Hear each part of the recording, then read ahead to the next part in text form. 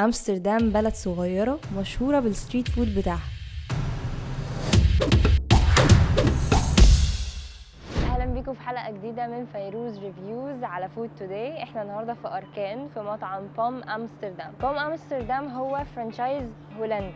أمستردام معروفة جدا جدا جدا بالفرايز بتاعتها والطرق الفظيعة اللي هما بيعملوها والكونز وكل التفاصيل بتاعتها قد ايه هي لذيذة. يلا بينا نخش ندوق ونجرب ونشوف ايه الكلام.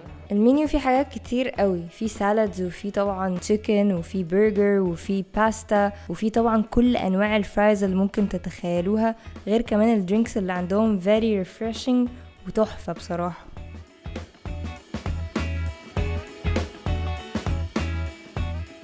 جربت هناك تشيكن سالاد كده كان طعمها حلو قوي، والبيف برجر بتاعهم، وكانوا عاملين فرايز كده شكلها شبه الوردة، وطبعا نزلوا لي كل الحاجات الجديدة اللي لسه ما طلعتش في المنيو.